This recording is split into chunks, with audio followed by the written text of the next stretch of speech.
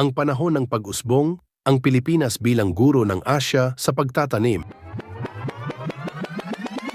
Kwentong kasaysayan. Ang panahon ng pag-usbong, ang Pilipinas bilang guro ng Asya sa pagtatanim. Noong dekada 60, ang Los Baños sa Laguna ay hindi lamang isang simpleng bayan. Ito ang naging sentro ng pag-asa para sa isang mundong nagugutom. Dito itinayo ang International Rice Research Institute, IRRI. Isipin ninyo, ang mga siyentipiko mula sa iba't ibang panig ng mundo ay nagtipon-tipon sa ating bakuran upang hanapin ang miracle rice. At natagpuan nga nila ito sa anyo ng IR8. Sa mga panahong iyon, ang Pilipinas ang naging malaking silid-aralan ng Asya. Ang mga kapatid nating mula sa Vietnam, Thailand at Indonesia ay dumarating sa ating mga pampang hindi upang magbenta ng bigas kundi upang matuto sa atin.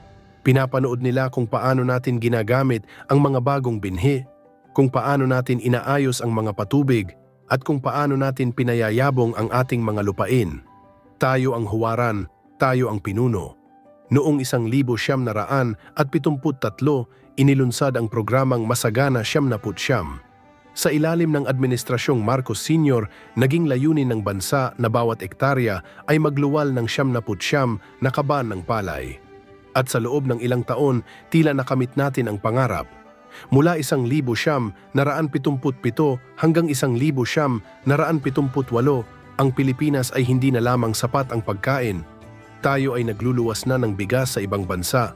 Ito ang rurok ng ating tagumpay. Ang panahon kung kailan ang bawat butil ng palay ay simbolo ng ating galing. Ngunit gaya ng anumang kwento, may mga pagsubok na dumating. Ang Masagana 99, bagamat naging matagumpay sa simula, ay nagsimulang makaranas ng mga lamat. Ang mga pautang na ibinigay sa mga magsasaka ay naging mabigat na tanikala. Maraming rural na bangko ang nalugi dahil sa hindi mabayarang utang. At ang mga magsasaka sa halip na yumaman ay nabaon sa obligasyon. Hindi rin nagtagal at naramdaman ang epekto ng labis na paggamit ng mga kemikal. Ang lupa na dati ay masagana ay tila napagod at nanghina. Ang mga lokal na uri ng palay na dati ay atin nang nakagisnan ay unti-unting nawala, pinalitan ng mga binhing kailangang pakainin ng mamahaling abono at pestisidyo.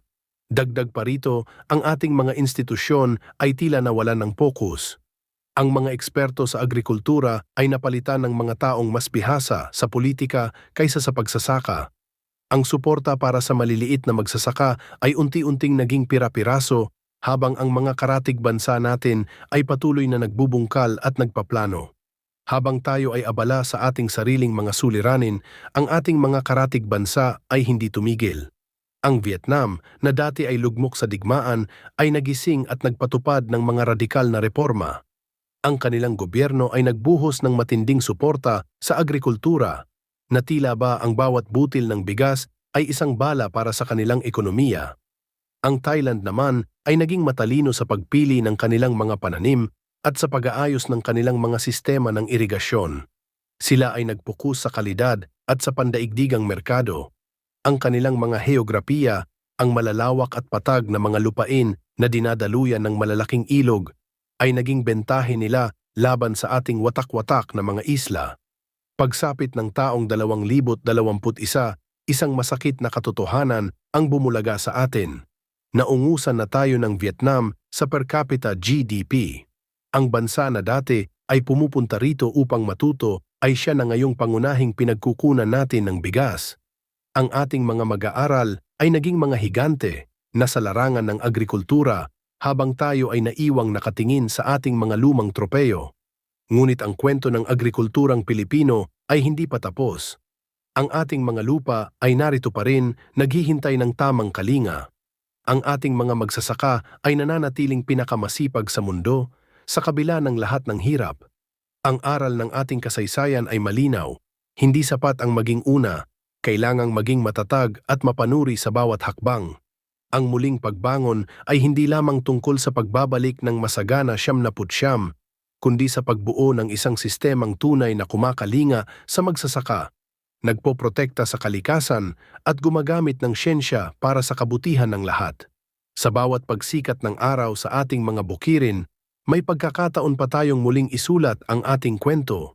Isang kwento kung saan ang Pilipinas ay muling tatayo, hindi lamang bilang guro, kundi bilang isang bansang sapat ang pagkain at may dangal sa bawat aning nakakamit.